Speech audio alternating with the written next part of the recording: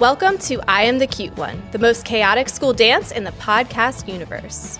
Listen, you got through the week like we got through 9/11. And a recession. And the Special K diet. And the time that James Franco hosted the Oscars. And Ben Platt's wig and Dear Evan Hansen. TGIF. Hello, I am Donnie and I am the cute one. And I'm Chelsea and I am the cute one. TGIF, cuties. TGIF. Ooh. Here we are. Here we are. Is your brain back yet? I don't think my brain is ever going to be back, Donnie. Okay. And cuties, we know what you're here for.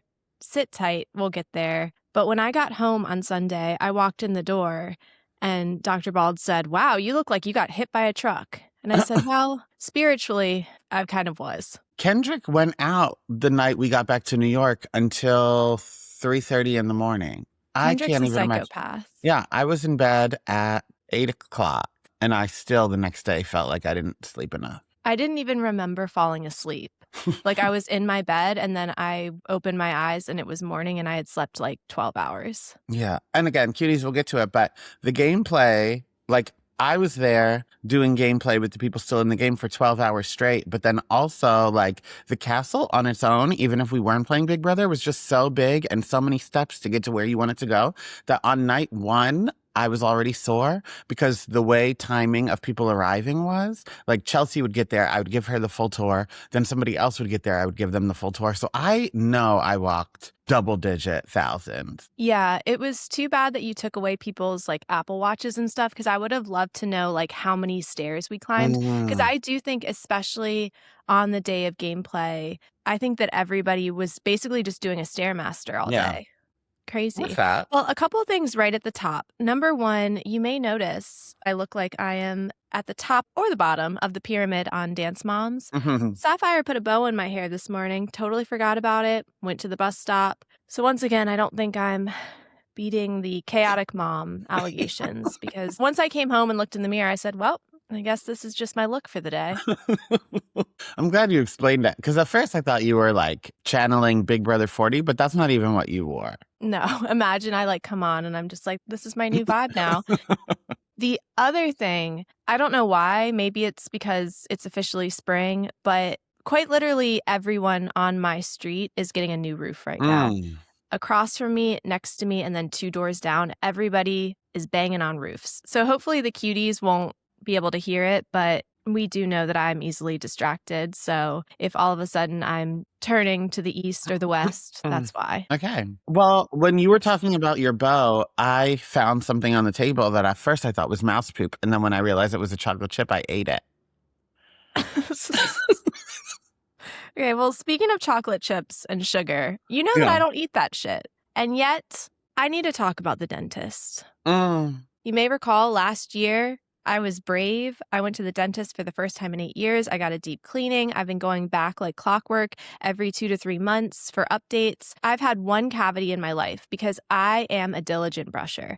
I wanted to avoid the dentist, and so I brush my teeth after every meal. I floss after every meal. People were commenting on it in the BB Castle because after lunch, I surely did go to my room and brush and floss my teeth because that's what I do. And yet, yesterday, I go to the dentist and they inform me, hey, great to see you. We'll see you in 2 more days because I have 4 cavities, Donnie. I have to get 4 fillings tomorrow. Oh my God. What the fuck? You'll match me. And I really don't know what it is. I'm sure like drinking Red Bull every day doesn't help, but I do brush my teeth all the time. I don't know if it's like perimenopause. That's my new thing is like if something goes wrong, I'm like, well, maybe it's perimenopause. But it turns out, remember all those jaw issues I was having where I was like, my mouth, like it hurts. Just cavities. Just cavities all in my mouth. Oh, that makes sense. Yeah. So I'll keep the cuties posted. I do really like this dentist. I love my dental hygienist. She is an angel from above, Miss Courtney. She was the one that when I burst into tears getting my x-ray the first time I went, she was like, slow and steady wins the race. We're going to get through this. She told me that she was proud of me. So I'm hoping she's going to be there tomorrow. Yeah. But I did take a little sneaky peek at my patient chart because then when they were pulling up the teeth to show me like, look how disgusting your mouth is, there was a little note on my client folder that said, be patient, she's scared. Like I'm a shelter dog. But hey, if that note gets people to be nice to me, I'm going to wear a sign around my neck when I show up tomorrow. Be patient. I'm scared. Do you know if you got, and it probably wouldn't last as old as you are, but I wonder, do you know as a child if you got like, is it called fluoride? There's something that like lasts a long time. So like if kids don't brush their teeth well, it doesn't matter because it's already like protected kind of. So you're just like washing the paint on a car. You're not washing the car itself because the car is protected by the paint. So I used to have that. So because of that, I had like bad teeth brushing habits because I didn't know I had it, but like I would go to the dentist all the time, perfect teeth, go to the dentist all the time, perfect teeth. But really I was like maybe brushing like 30 seconds total. So it was not good. So then when that shit finally wore off, I had like 4 at a time. Maybe. But the weirdest part is that I went to the dentist like 2.5 months ago. Everything was fine. And I got a fluoride treatment that time. So truly in like 2.5 months, I got 4 cavities. So like that nun in Madeline, I'm out here saying something is not right. Something is not right. Are you done? Yeah, I don't need to talk about my chainsaw this week. I'll save no, it for you next can, week. but I was going to segue into the MRI. Oh, yeah, let's just get all the medical trauma out of the way. Okay, so Cuties, we probably won't edit that out because that was fun conversation. But the segue from something is not right, I wanted to go right into the MRI. I finally got my MRI yesterday after a full season. You may recall Thanksgiving is when I scheduled it. And March 23rd, spring, is when I got it. So all winter long of not having an MRI done. I do have to say, the experience itself was one of my favorites. I wish that's just something people could like schedule to do without health stuff. Was it like a tanning bed? Because I do think that millennials would get much more into meditation if we could have the tanning bed experience. That's the only time I've ever meditated in my life, when you're like in a little warm cocoon, just letting your mind wander and drift. It was like a tanning bed. It is very narrow and very tight. So if you are claustrophobic, I'm sure it's scary. But they put this like saw contraption on your head with a mirror so that you're able to see out of it and you're not just like looking in a tube for a half hour. So that makes you like see the outside. What I could see from my mirror was the window. So then like it was even more open. I don't know if they're all angled like that, but like mine was perfect. And then they put you in, because it's so loud, they give you earplugs and headphones over top of it. And then they ask you what kind of music you want for your headphones, which what kind of music you want at a thing like that is such a personal question. Like, I didn't want to embarrass myself, but I also didn't want to be stuck with picking something that I think somebody else wants, whatever. So I was like, anything like calming is fine. And I meant like spa music. And she was like easily listening. And I said, sure. And she said, do you have a particular artist? I was like, oh my God, she won't leave me alone. So then I just settled on Whitney Houston. I felt like everybody can enjoy Whitney. And then she explained that like only you hear it. Some people think they have to pick something that will please me, but it really is whatever you want. So then I wish I would have changed my mind and picked Glee or whatever, but Whitney Houston's fine. Ashley Tisdale, Spotify radio, please. Well, now I know. So got my Whitney Houston, my headphones. Then it is so cold in there. So they offer to give you a blanket too, which is my favorite way to sleep. Cold on the outside, warm, bundled up. And they like tuck you in like a little cocoon. And then they just shove you in there They for give you a little kiss on the forehead.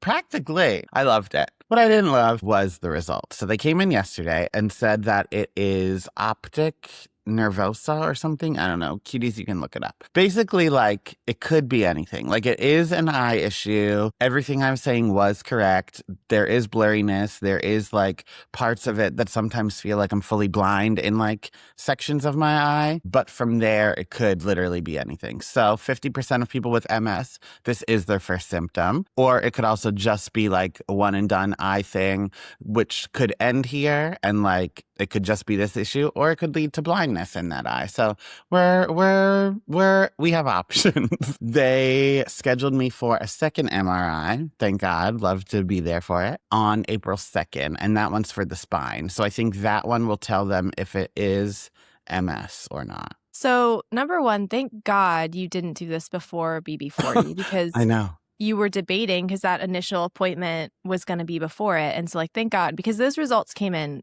quickly. So at least you got to like have ignorance is bliss for that. But then I think that with anything medical, it's scary, but you have done the hard part of like advocating for yourself and pressuring them into doing this because they didn't even want to fucking do this, which is crazy.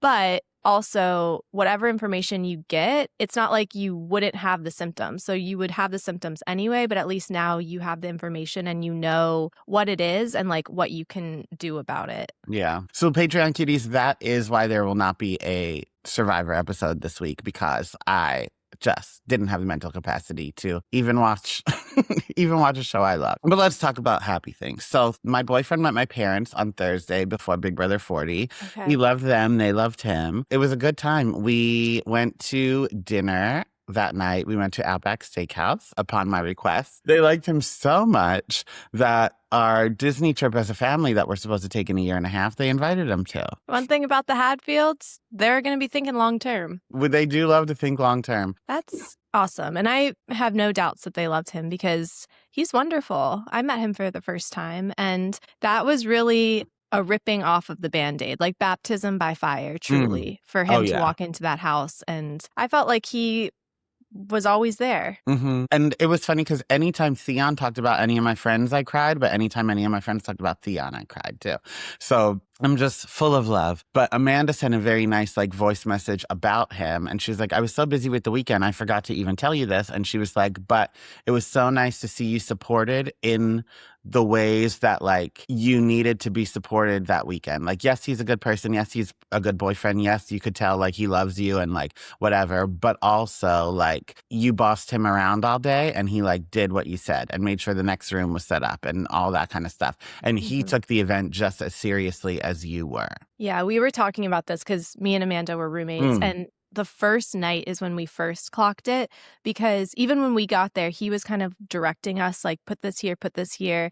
And it allowed you to be so settled. Like I was expecting you to not have a smile on your face the whole weekend. Like I was prepared for you to be like in business mode, but I feel like you got more of an opportunity to have quiet moments in between to just be a person enjoying having all of your best friends in the same place, because he was there to be the one to be like, everybody pay attention, stop talking, so that you could give a speech. So you could just give the speech and you didn't have to be the one being like, bitches, why are you still talking? Yeah.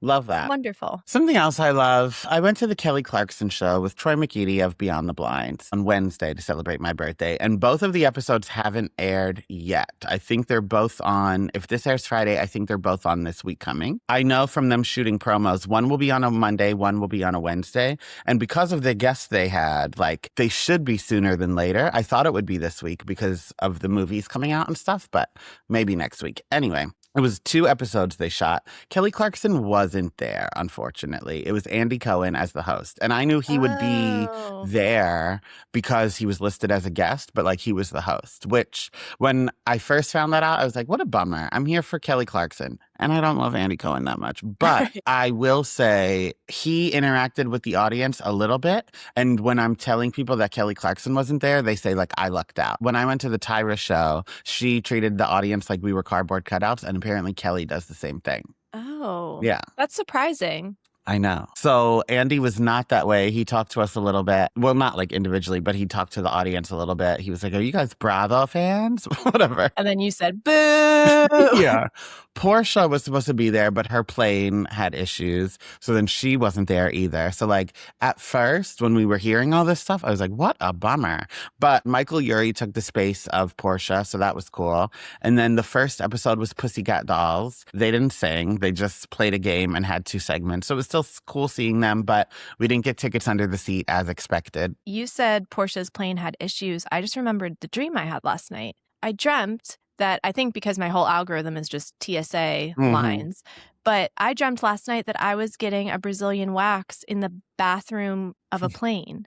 Like it was a service that I accidentally like pushed a button and I was like, well, I paid for it, I might as well get it. But then it was like so cramped. Like, you know how when people like hook up in porta potties or in like an airplane, they're like trying to move around. But it was like I was lifting my leg and she's like, all right, spread the cheeks. It wasn't Portia giving me my wax, but that was my dream. How odd. Was it professionals doing it or ICE? Is anything illegal in your butthole? Just had to share that. Not going to Mall World. I'm just getting my lady bits waxed in an airplane in my dreams. I'll make it quick because I want to get to the weekend, the reason everyone's really here. But I do have one recommendation. I saw Reminders of Him, the new Colleen Hoover movie.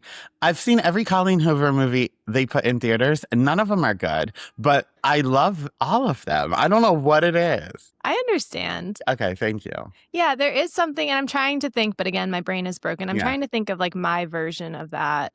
And I'm not going to say M. Night Shyamalan because those movies are fucking good. And I don't care that the film critics have things to say. No, but you even like the bad ones. I think the bad M. Night Shyamalan movies are your Colleen Hoover books. Yeah. And I think some of the books I read are my Colleen Hoover books. I don't read her books, but some of the books I read, I know they're not good. And yet I also know McDonald's is not good for me. But boy, does that double cheeseburger with a side of buffalo sauce taste good. So Reminders of Him, go see it. Again, it's not good, but Tyreek Withers.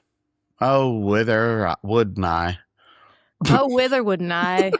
Oh, love him. So one more reminder, we are on YouTube. So go over there, like, comment, subscribe, hit the bell button. So when we go live, you're notified. And then make sure now is the time. Everybody get your listening ears on. 1, 2, 3, eyes on me. Now is the time to sign up for the Patreon. Patreon.com/IamTheCuteOne, because we will be putting out bi-weekly episodes of BB40. Every other week, an episode will drop. And in between, Donnie will be interviewing the evicted house guest. So there's going to be a ton of content over there. I think on YouTube, we might do like little trailers for the episodes, but we'll talk about it. We got a reality show on our hands, and we decided it is best because, you know, some of these people have like real life jobs. It would be best behind a paywall because everybody was ready to have their moment. Yes.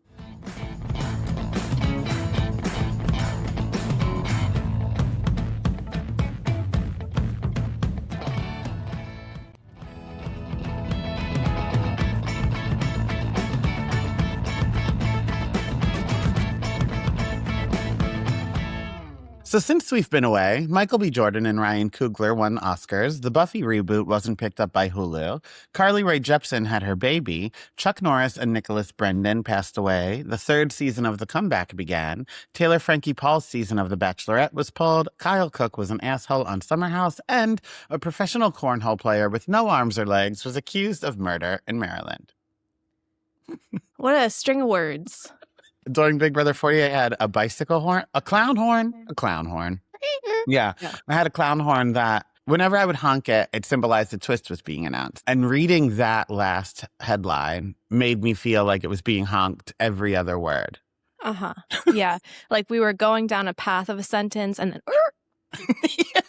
Well, before you get to your main topic, let me really quickly share something that's important to me, which is on Tuesday, March 16th, footage surfaced of a remarkable pack of pets, including a corgi and a German shepherd. It was a group of 7 dogs that made their way 17 kilometers together as a pack. All 7 dogs are now safely back home, but their incredible journey took place out of the bowels of the illegal dog meat trade. So they had been captured to be turned into meat for people to eat, and they escaped together. But not only that, one of them was injured and they like surrounded him. They truly made sure on this highway that they were protecting their little injured brother.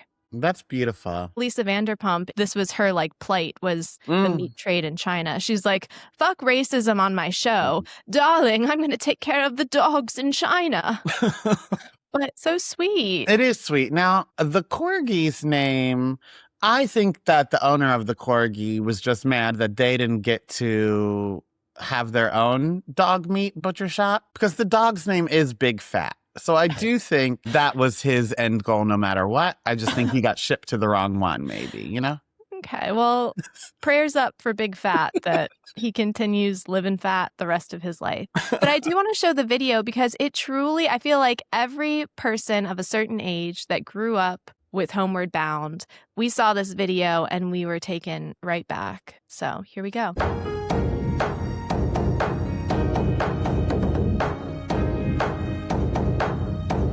I hope that music's royalty free, or you just got us flagged for dog humanes. For dog humanes. You heard it here first. All right.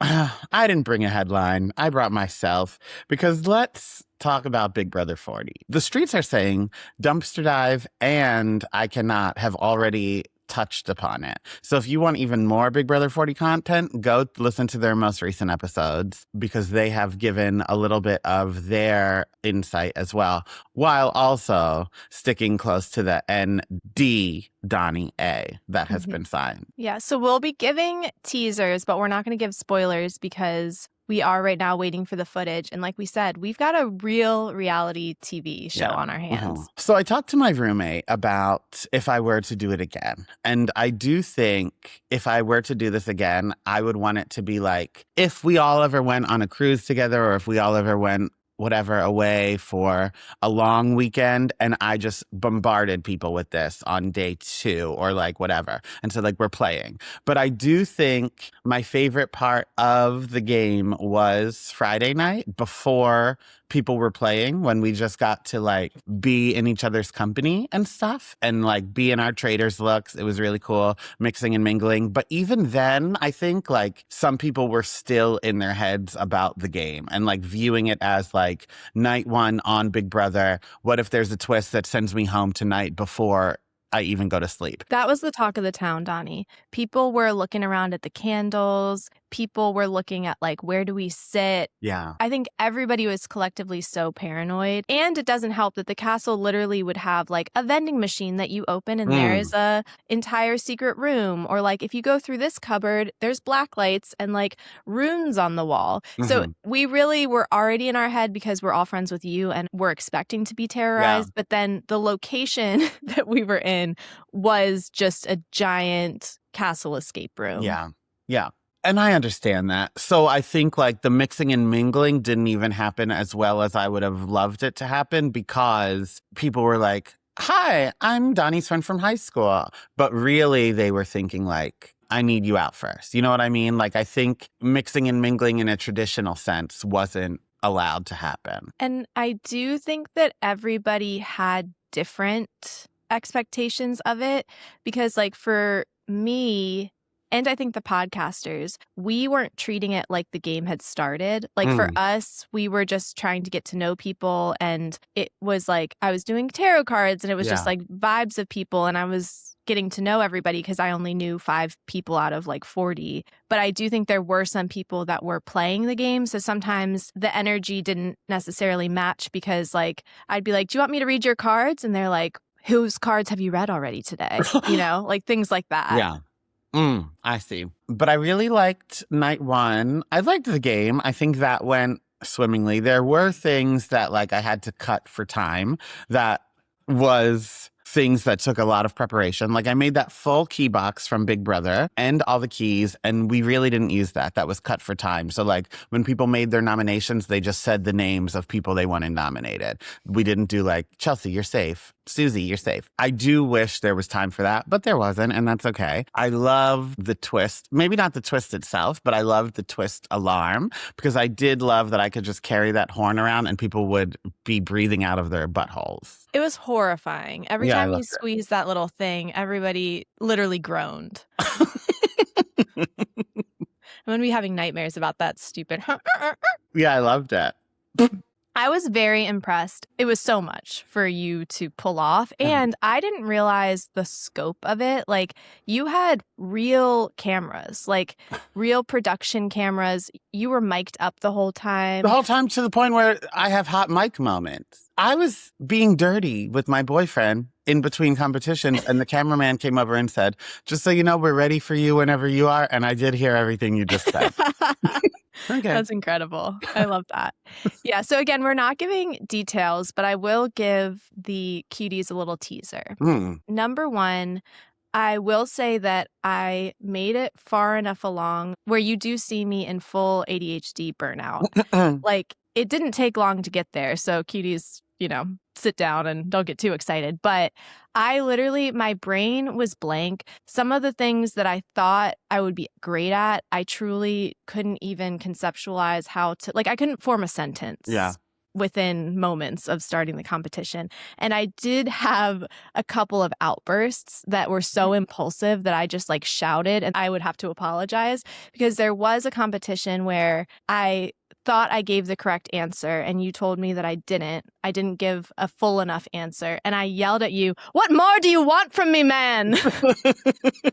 And it just like bubbled out of me. I think that this weekend confirmed for me, it cured me of ever wanting to be on reality TV because I was so overstimulated. And I think, too, this has to do with kind of like the social part of the game, too. Like, number one, it was so fun to meet your friends. It was so fun to like get to know people from your life. Everybody was so impressed and everybody was just like so proud of you, of like what you pulled off, that it was really cool to see the people that were like important to you at each stage. And it's insane that you have that many people still in your life, like not only like willing to come and travel and like celebrate you, but like willing to travel and celebrate you by being terrorized by you in this way, which was really cool. I feel like I didn't get a chance to like talk to everybody the way I would have wanted to. Like, I almost feel like if there had been another day, like a decompression day, like afterwards. And I think all of us were ready to like go home and go to sleep. But like, I wish that there had been more time at the end, like after the gameplay, because even like that breakfast the next morning, it was fun to like talk to people, and people that were like feuding in the game were like talking and giggling and like explaining their points of view. Because that's the other thing is like people who were in the game for a while, they were saying like it was crazy because they knew why they were making choices, but people were feeling betrayed. But I'm sure like watching the show, it will make sense, like what their gameplay was. But from the outside, you're like, what the fuck? Like, you just betrayed me. It was very overwhelming. I was so burnt out by the end that like my social battery was low. But I think the problem with me, especially if people like listen to the podcast, I think they expect like a certain version of me. And I am this version. But when I meet people for the first time, I am like shy. And I think that sometimes historically people have seen just my resting face and me being shy. And it's like, well, cunt, you know? Yeah. I had so much fun and it was crazy. I'll do production next time, but it was crazy. Okay. I think I definitely want to do this again with like all podcasters or content creators or whatever. Like, I would love us to host with all like content creators. But I think I am open to doing traders if the people semi-know each other. Like, I think if I would have just done it with podcasters or just done it with whoever, New Yorkers, I think we could do traders. My original idea, because it was in a castle, was to do traders this weekend because the group is so big. So instead of having 28 rounds to get one person out a round, traders gets 2 out every round because there's the banishment and the murder. So like, that was my original idea. We could do it in half the time. Great. But there were hurt feelings because I think meeting people the first time, there isn't a like, I see you as a threat thing because you don't know that. So it just does feel personal in a game like this. And I think traders would have been horrible. I think I think that there might have been like a fist fight. Because there were hurt feelings, and I do think that there were hurt feelings because of the game. I think there were hurt feelings because of social stuff. But I think that, again, Cuties, it's going to make great content. But it was hard because I think also, and this is a little bit of a light teaser, but going into the game, people had learned that certain groups of people were already working together. So then I think even from a social side, if they were on the opposite side of the house than you, and there were 30 people to get to know, it kind of made you prioritize the people that were going to be on your side so that you could build trust on your side of the house. But like, again, I wish there had been a third day where then like we could talk to the other side, but it was like so few time. But I think with something like Traitors, where you're literally accusing somebody of being diabolical, I think there was already too much paranoia that would have ended friendships. And I haven't watched the exit interviews or voting yet, so God only knows what was said. But I do feel like this, for the most part, there wasn't any like negative talk to other people, for the most part. Whereas, what? Do you know about the huge screaming fight that took place? No. On camera? Oh, we'll talk offline. Yeah, we're going to have a reality TV show. Wait, make it Patreon. Like what you're hearing? Head to patreon.com/IamTheCuteOne for more. There you can find uncut, unedited, and unhinged video and audio footage of current episodes. That's patreon.com/IamTheCuteOne. See you there. Oh, wow. They made up. Okay. It ended up being really funny, and it's going to be great TV, but like they screamed at each other. Wow. Okay, cool. Yeah, so I think for the most part, there wasn't a lot of negative talk back and forth. But I think Traitors, the whole point is negative talk back and forth. Right, where you're accusing, where the conversations that took place are like, do you want to align, or are they trying to get us out, versus like that person's shady. Yeah. I think that they're moving sideways, blah, blah, blah. Because the couple of times that happened in the game where people were accusing certain people of being shady, like that's where the drama came from, is people being like, I think this person is a liar. Yeah. You know, I think that everybody left exhausted. I truly felt like I had been on a bender. I felt like I had been doing drugs in the woods somewhere. Like I came back so exhausted, where there was like a come down day, but now looking back, it was so fun. Like it was so fun in the moment, and then I was exhausted.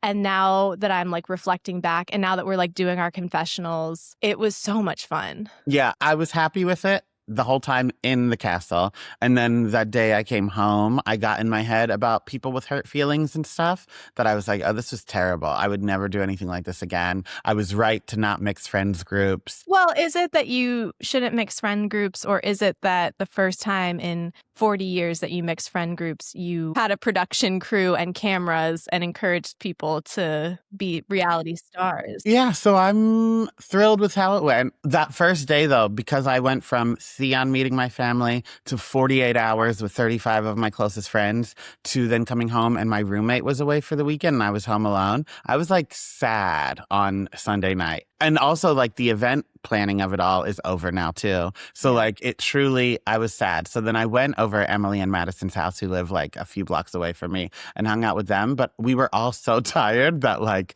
none of us were saying sentences. We were just, like, giggling and saying, what? I was so tired. I don't think I've been that tired. I can't even remember. Like maybe like finals in college. I still am. You've been asking for some like logistic stuff in terms of like what people need from confessionals and stuff. And I just haven't had time to do it because all I want to do is sleep. Yeah, well, you deserve sleep. You also got back from a castle and hopped in an MRI machine. So I think that everybody will be patient whenever that first episode comes out. Oh, I do want to say one logistics thing. Originally, I was going to do the editing because I do the editing on the podcast. But Donnie and I decided that because I was a game player, and because now we know this will be the only time I'm a game player. Like, I love the idea of me being your assistant or us hosting together for, I think all podcaster one would be iconic. Yeah. But I'm just going to enjoy being a player, which means when I get the boot, I'll get my interview with Donnie when, you know, if I get the boot, I guess. Who knows? Maybe I went the whole way. Perhaps. But Donnie will be doing all of the editing. So our goal is to have next Wednesday be the first episode, but we'll keep you posted. Because another logistic thing, because they were such high-tech cameras, there's like stuff in the industry that I'm not familiar with. So like the footage isn't to us yet. It's more than just like a drop this in a Google Drive thing. So we don't have any footage yet. So let's move on to the cutie of the week. Okay. We're keeping the drama high with my cutie of the week. Kirsten Dunst was just cast in the sequel to The Housemaid's Secret. So it's going to be Sydney Sweeney as the housemaid still, but now she works with a new family, and the mom's going to be Kirsten Dunst. Love that. I know. The casting in these movies, besides Sydney Sweeney, are top tier. Now, you know, my original idea for these films was to go through the Mean Girls cinematic universe and have like Rachel McAdams be the next one, Lacey Chabert be the next one, and end with Lindsay Lohan. But we've already went off the tracks and cast Kirsten Dunst, but I'm okay with it. Yeah. Love that. So my Cutie of the week, to circle back, to make it all full circle of a topic I'm sure everybody's going to be very familiar with in the coming weeks. My Cutie of the week is you, Donnie. Thank you. Because I gave you so much shit. I have been in the trenches with you as you have been laughing maniacally when you think of a twist or, you know, creating a comp or you telling me whatever various Amazon clothes purchases you were getting and then returning to do a full production of a Passions episode, etc. But seeing it all together, and I said this at some point during the gameplay, like seeing it all come together and seeing how much time and effort went into like every single little detail, I think it like really made everybody fully commit to the bit because it was so impressive, but it also like you could tell that you put your whole heart, soul, and bussy into it. Like it was so impressive to see how you pulled it off. It really ran like a well-oiled machine. And then not only that, but like you somehow also found a way to like make time to spend with each person and each group too. Like you could have been spread so thin, but I feel like you were just like so authentically yourself and you like really prioritized the people over the gameplay. But the gameplay worked out because then we all were looking around and we're like, oh my God, he did all of this. Like we gotta play the game. Well, thank you. I'm really proud of you. You had a huge year, and I think that it was a great button on it because then we've got your 1 year sober anniversary coming up too. Like, I feel like you did so much this past year, and I'm glad that it all came to fruition the way you wanted it to. Thank you. Now, if anything would have drove me to drink, it would have been this weekend, but I got through it. Look at you go. And that is the episode. Stay tuned for Big Brother 40 coming to the Patreon. And that's that. Love you like a sister. Bye. Thank you for listening to I Am the Cute One. If you want more, head to patreon.com/I Am the Cute One for uncut, unedited, and unhinged video and audio footage of current episodes, as well as even more bonus content. And if you like what you heard, please be sure to leave a 5-star rating and subscribe to our show. And to help us grow this community of chaotic cuties, share an episode with a friend you think would pass the vibe check. And to see the madness, check out our YouTube channel, where video footage from all current episodes are posted weekly. You can follow me at Real Donnywood on Instagram and all other social media platforms. And if you want more of my personal brand of chaos, check me out at Oh No Chels. Talk to you later. Love you like a sister.